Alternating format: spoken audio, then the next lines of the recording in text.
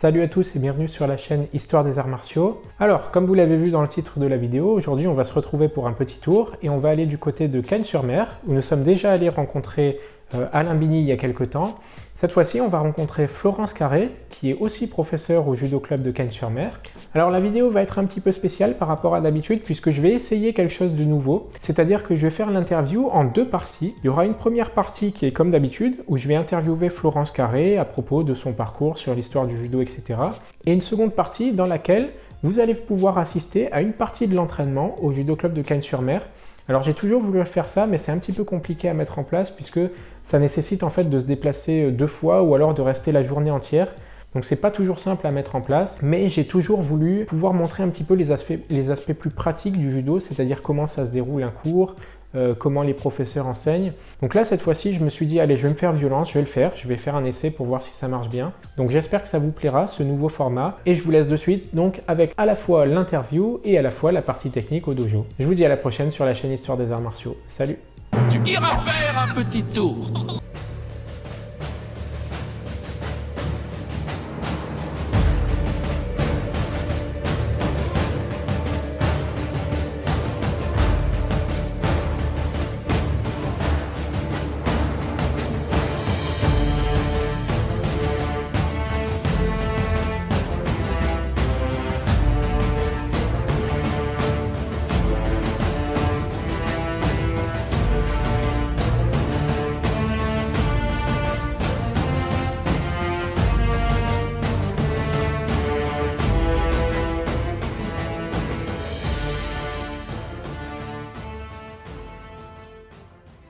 D'abord pour l'enregistrement, j'aurais besoin de votre nom, prénom et date et lieu de naissance. Alors, Florence Carré, CA2RE. Je suis née le 10 mars 1977 à Brive-la-Gaillarde. Vous êtes arrivé dans le sud en quelle année? En 1985. D'abord à la Colle-sur-Loup et en 1986 à Cagnes-sur-Mer. Pour les statistiques, le métier de vos parents? Alors, mes parents étaient dans le secteur de l'hôtellerie et de la restauration. Ils ont continué ici? Oui. Vous-même, votre métier? Professeur de judo. Alors, on va rentrer dans le vif du sujet. Comment vous avez entendu parler de judo pour la première fois? Alors, quand mes parents sont arrivés donc à la Colle-sur-Loup en 1985, la Colle-sur-Loup c'est un petit village et il y avait un petit dojo qui était tenu à l'époque par Monsieur Lefebvre. Michel Lefebvre? Michel Lefebvre, voilà. Et c'est là que j'ai fait mes premiers pas dans le dojo de la Colle-sur-Loup. Vous aviez quel âge? 85, ça fait 8 ans? C'est okay. Ça. Comment c'était les premiers entraînements, les premiers pas en judo? J'ai pas trop le souvenir de ce qui s'est passé à la Colle-sur-Loup. Je me souviens que c'était un petit club entre des murs de village. Et puis c'était plein de gamins qui bougeaient un peu dans tous les sens. C'était un joyeux bordel. D'accord. Et vous avez tout de suite repris au dojo de Cagnes-sur-Mer ou... Oui, en fait ce qui se passe c'est que quand mes parents arrivent à Cagnes-sur-Mer, donc j'avais fait du judo à la Colle et puis mes parents travaillaient beaucoup. Le secteur de l'hôtellerie-restauration c'est très prenant et donc en dehors de l'école j'avais tous les jours une activité. Donc quand ils sont descendus à Cagnes-sur-Mer, il y avait un dojo qui était là, qui n'était pas là où il est actuellement, il était dans le centre-ville de Cagnes-sur-Mer, dans la cité marchande de Cagnes-sur-Mer. Et donc j'ai repris l'activité judo avec un nouveau professeur puisqu'il s'agissait de Monsieur Bini. Est-ce que Raoul Flory était encore en activité? Non. Non, il était déjà retraité. Il était déjà retraité du judo club en tous les cas. Je ne sais pas s'il était retraité de sa profession, mais en tous les cas, ça faisait un moment qu'il avait passé le flambeau à Monsieur Bini. Au judo club de Cagnes-sur-Mer, est-ce que quand vous êtes arrivé, il y avait des assistants en plus de Monsieur Bini? Oui, effectivement, il y avait de temps en temps des cours qui étaient donnés par des ceintures noires du club. Il y avait Gilbert Lefeu, il y avait également Georges Vergès, qui est un élève de Raoul Flory, mais c'était essentiellement Monsieur Bini qui donnait les cours. D'accord. Il se faisait remplacer par ces personnes parce qu'il était arbitre international, puis après mondial, et donc c'est vrai que de temps en temps, il partait les week-ends, et puis ça traînait jusqu'au lundi, mardi. C'était séparé en catégories d'âge? Oui. Déjà, oui. Donc 10-15 ans ou 10-12 ans, quelque chose comme ça? Alors, il y avait pas les cours ce qu'on appelle les cours des babies, ça n'existait pas à ce moment-là, mais il y avait, je crois, les 7-9 ans, et après c'était 10-13 ans, et après c'était ado-adulte. Il y avait beaucoup de filles dans les cours ou... On était peut-être, soit j'étais toute seule, soit on était 2 voire 3. 2 voire 3 sur combien par cours? À l'époque, il y avait entre 20 et 30 élèves par cours. Vous avez un peu connu d'autres clubs à cette époque-là ou seul? Oui, parce qu'on se mélangeait un petit peu. Hein. Moi, je me souviens avoir fait des entraînements de masse, que ce soit au Stade Laurentin, ou que ce soit à Montsartou ou à Valbonne, Sophia Antipolis.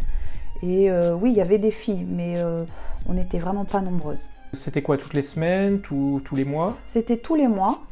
C'était tous les mois et ce qui était bien, c'est que bon, déjà il y avait une super ambiance et puis ça nous permettait un peu de sortir du club, de ce qu'on entendait avec notre professeur et puis on rencontrait d'autres gens, quoi.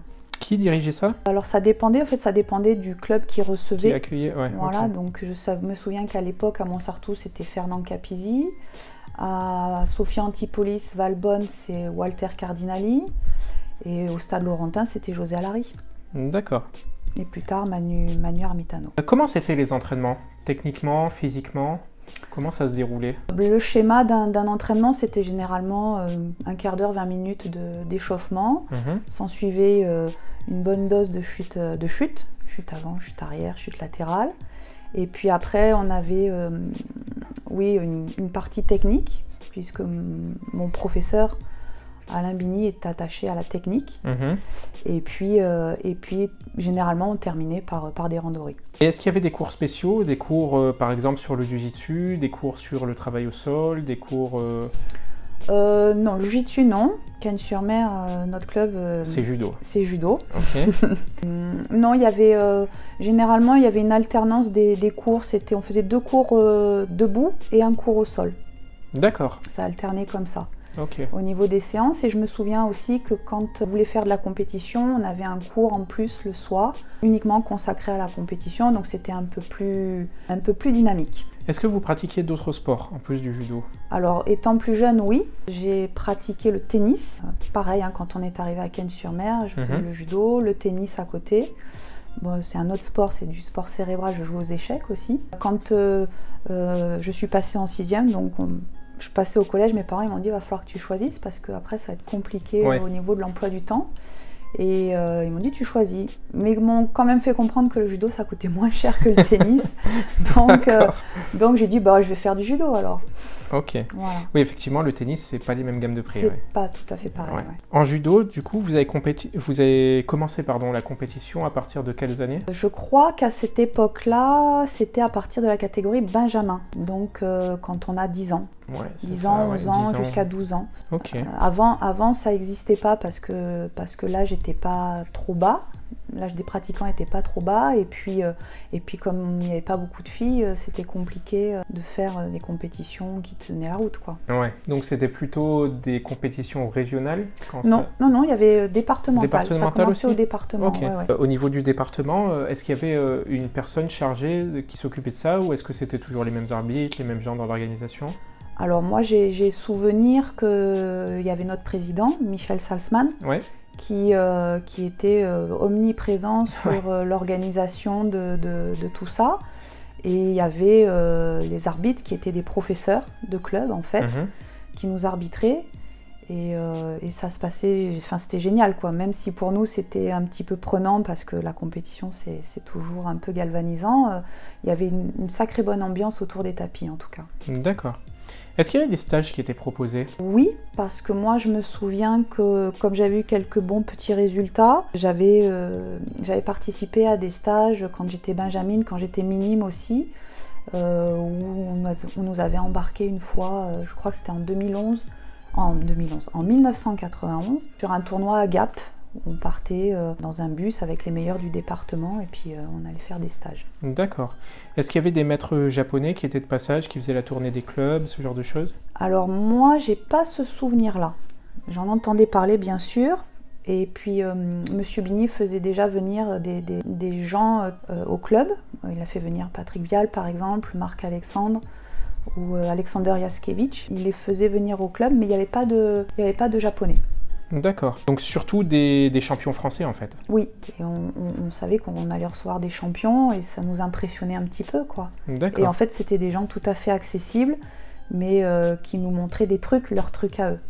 J'ai souvenir qu'on avait à l'époque, le bureau directeur du club avait mis en place chaque année aux meilleurs combattants de l'année du club, ils offraient un voyage au tournoi de Paris, c'est-à-dire qu'on montait à Paris, on suivait le tournoi de Paris que Alain arbitrait à cette époque-là, puisqu'il était encore arbitre en service. Et donc, je me souviens que quand je rentrais, parce qu'une fois j'y étais, et quand je suis rentrée, je me souviens des images du tournoi de Paris qu'il y avait à la télé. D'accord, ok. Quand est-ce que vous avez obtenu la ceinture noire? 1998. Donc 1998, ceinture noire, c'était l'examen classique, c'est-à-dire il faut d'abord valider les katas, puis faire les points en compétition. C'est ça. Ok. 100 points qui correspond à peu près 10 Wazari, c'est ça? 10 hippons. 10 hippons, pardon. Ouais, 10 hippons. 10 hippons, tout à fait. Ou alors, vous aviez la possibilité de faire un passage de grade et vous faisiez 5 combats, il fallait gagner les 5 combats par hippon. Et il fallait récolter au minimum 44 points. D'accord. On va parler un petit peu de votre enseignement maintenant du judo. Depuis quand vous enseignez? En 2011. Donc ça fait 11 ans. 11 ans officiellement. Et officieusement? Je crois qu'avant de passer le diplôme, j'ai dû faire 2-3 ans avant. Donc 2008 à peu près? Ouais, c'est ça. De toute façon, c'est le schéma classique, c'est-à-dire que les gens commencent par être un peu assistants du prof officieusement, puis après au bout d'un moment, ils se disent tiens, finalement, je vais passer le diplôme, et puis ils le passent. Ok, donc toujours au sein du judo club de Cagnes-sur-Mer. Oui. Vous avez jamais changé de club? Non, j'ai jamais changé de club. J'avais reçu une proposition de Walter Cardinali pendant que je passais mon diplôme pour donner des cours sur Antibes, donc j'ai fait ça pendant 2 ans. D'accord. Et puis après, par commodité, j'ai préféré rester sur Cagnes-sur-Mer. Et de temps en temps, on fait un cours supplémentaire le samedi quand on n'est pas parti dans les gymnases en compétition. On fait un cours pour les compétiteurs, ceux qui le souhaitent. Ouais. Et en termes de quantité de cours, ça fait quoi? Ça fait un cours par soir pratiquement tous les soirs de la semaine? Oh non, ça fait plus. Hein. Je suis je suis à 2 cours par soir. Ah d'accord, ok. Oui, 2 cours par soir, oui. Qu'est-ce qui vous a poussé à devenir enseignante de judo plutôt que de faire autre chose, n'importe quoi hein? En fait, je crois que ça a toujours été un petit peu intrinsèque à moi parce que lorsque j'ai fait mes études, quand j'ai eu passé mon bac, je suis rentrée à l'Institut universitaire de technologie de Nice, en gestion des entreprises et des administrations. Et puis, il y a eu un moment donné où il fallait faire un choix entre la finance compta ou la ressources humaines. Et moi, la finance compta, c'était pas... Enfin oui, pour eux, c'était très sérieux. Pour moi, ça l'était pas.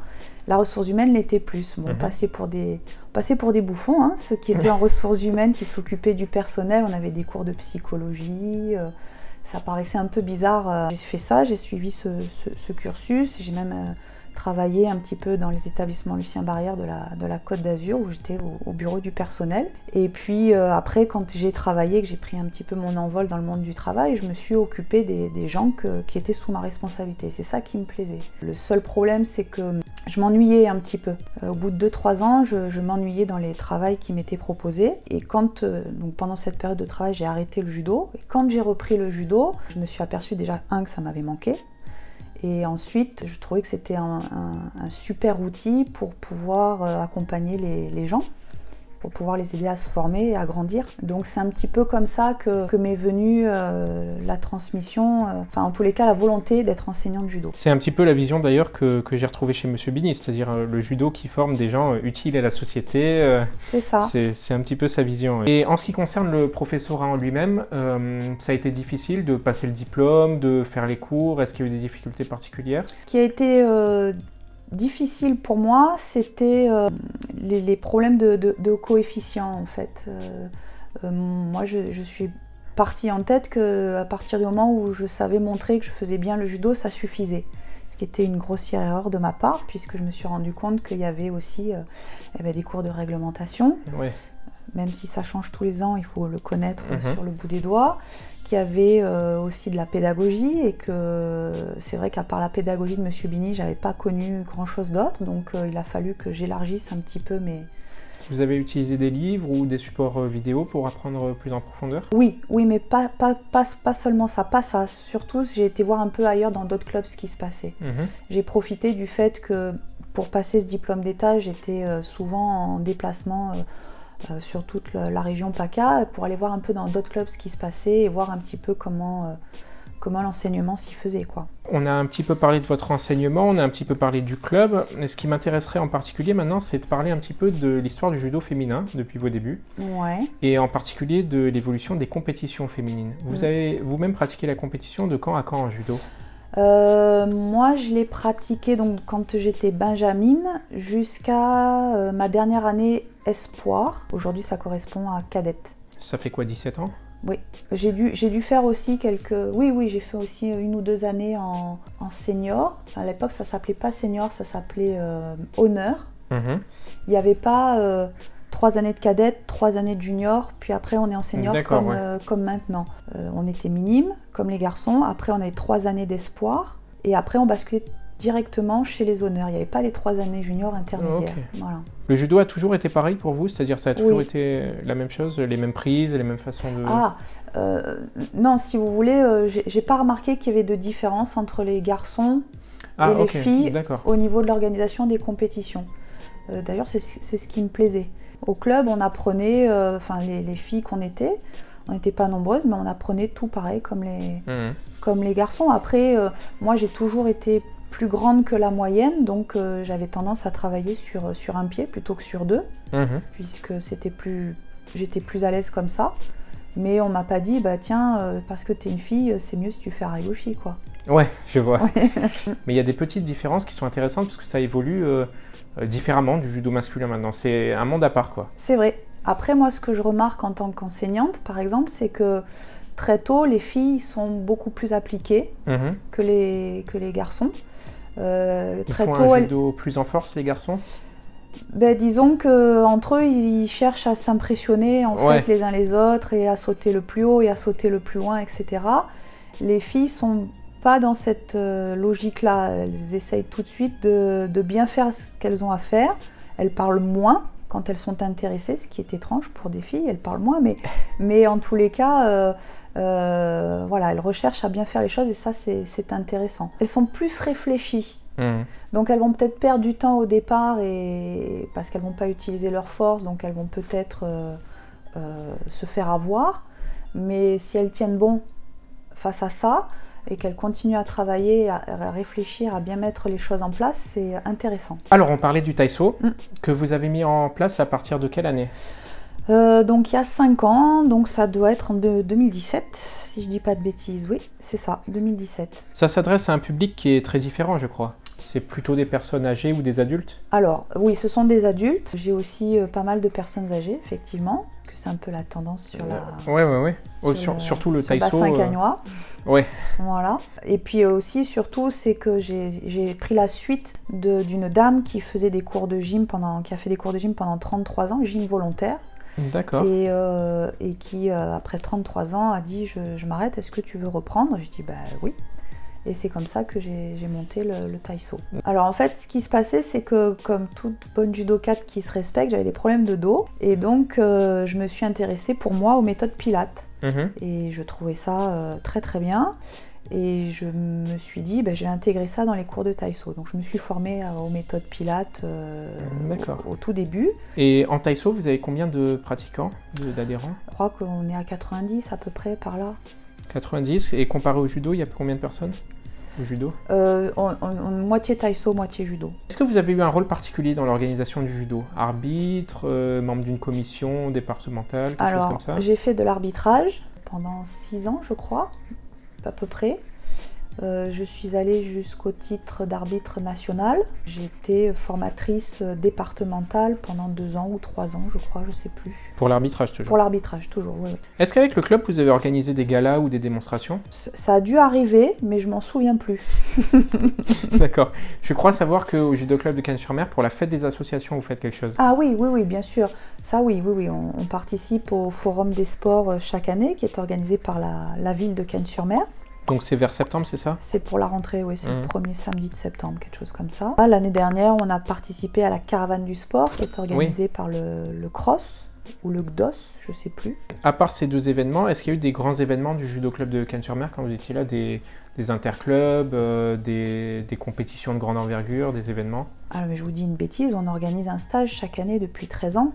avec Monsieur Irano. Avec Monsieur Irano, voilà. Donc oui, ça on le fait. Ça, ce qui est bien aussi, c'est qu'on a avec le partenariat de la Ligue, on a intégré ce stage-là dans la formation des futurs professeurs. Il y a eu les 60 ans du club, où là j'étais déjà dans l'enseignement. Donc c'était en 2014. Oui, c'est ça. C'est ça. Ok, et il y a eu quoi comme événement pour les 60 ans? On a fait un grand rassemblement sur la fin de saison, au mois de juin, où on a eu 2 invités d'honneur. Il s'agissait de Michel Brousse et de Jean-Claude Brondani, qui nous ont fait le plaisir de venir et voilà, qui sont intervenus pour l'occasion. Ok, voilà. D'accord.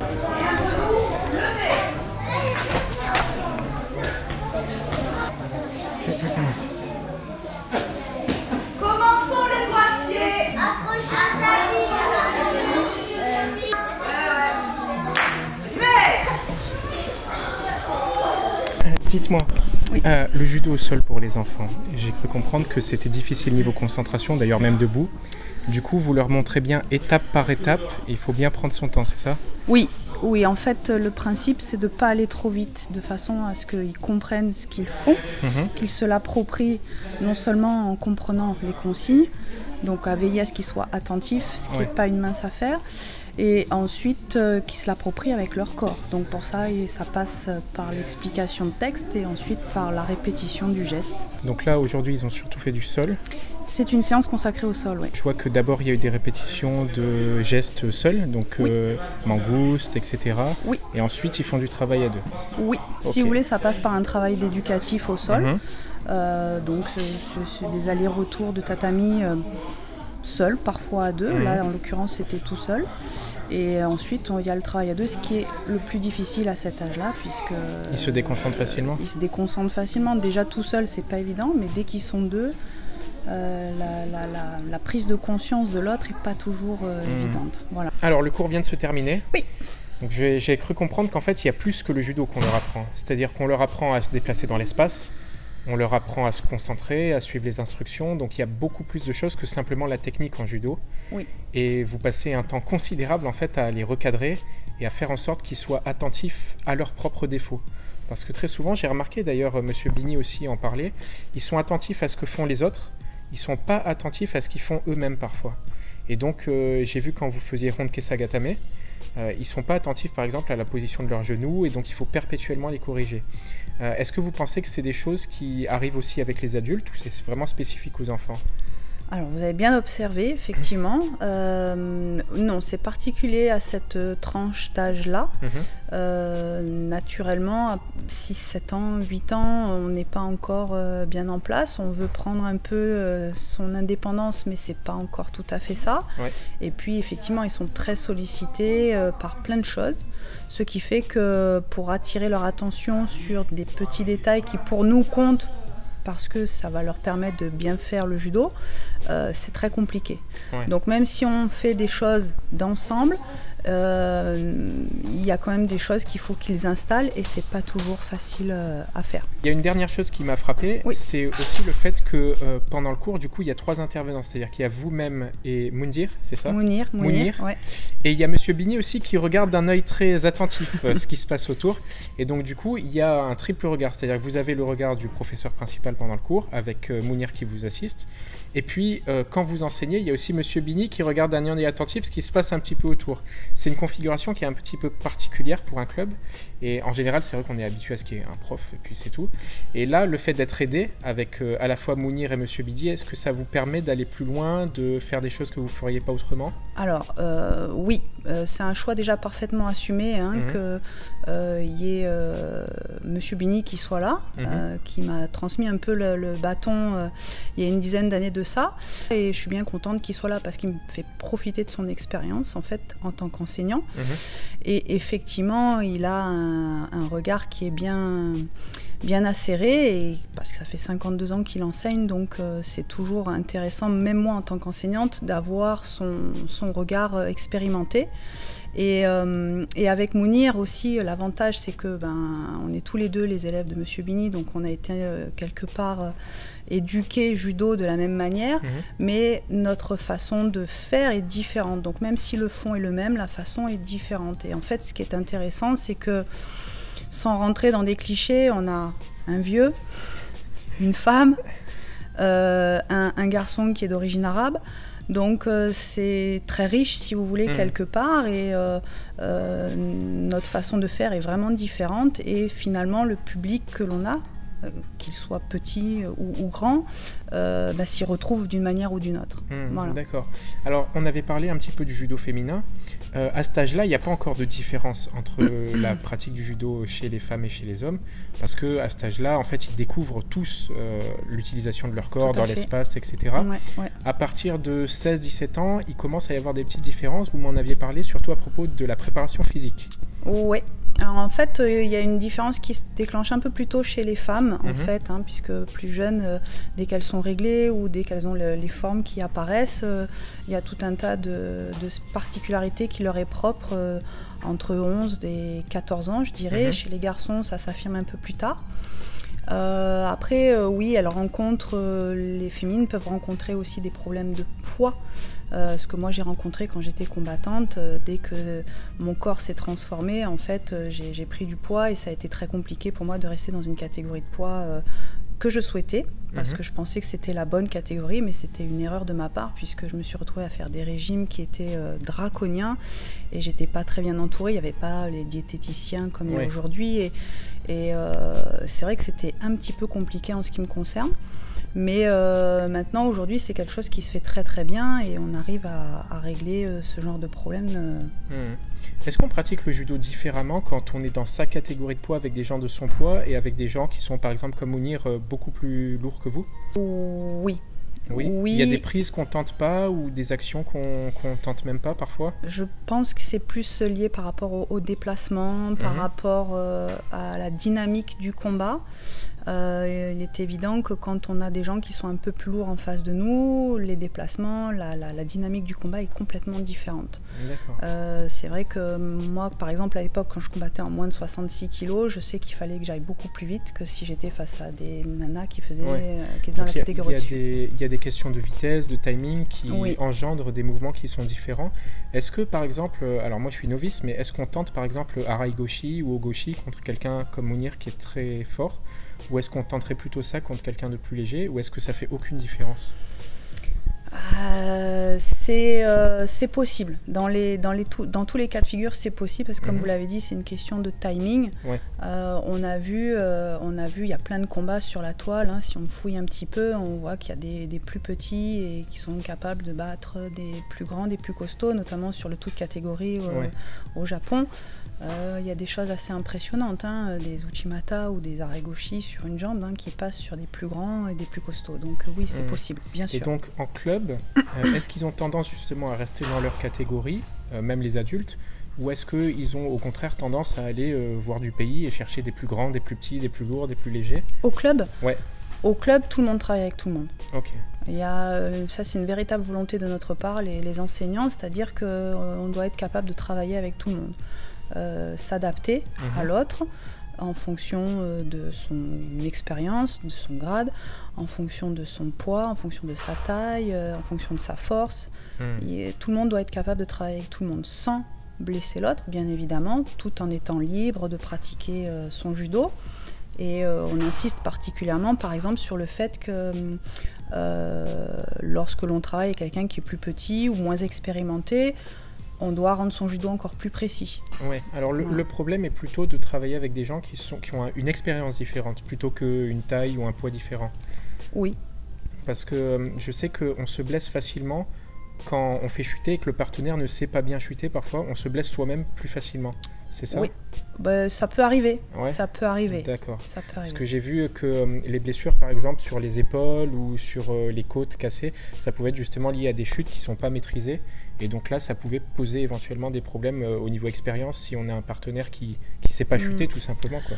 Alors, en ce qui concerne ma propre expérience, j'ai plus vu des blessures parce qu'il y avait des gars ou des nanas qui ne voulaient pas chuter, donc qui prenaient des risques en mettant les mains par terre ou les coudes ou en voulant se retourner sur le ventre pour éviter la chute au dos. j'ai plus vu des blessures dans ce genre-là plutôt que des techniques mal contrôlées en fait. D'ailleurs, c'est marrant que vous en parliez parce que j'ai vu des articles de presse sur des gens qui faisaient exprès maintenant de chuter sur la tête pour pas tomber sur le dos. Il y a eu des blessures récemment avec ça. Alors ça a été le cas effectivement à l'international. Ils ont corrigé un petit peu le tir avec un règlement qui... C'est vachement dangereux parce que c'est vraiment un suicide. Hein. Si on tombe sur la nuque, c'est grave. Tout à fait. Ok, bon bah je vous remercie pour toutes ces précisions. Merci à vous Gabriel. Beaucoup. Il me reste une question, c'est ce que j'appelle le mot de la fin, vous connaissez certainement.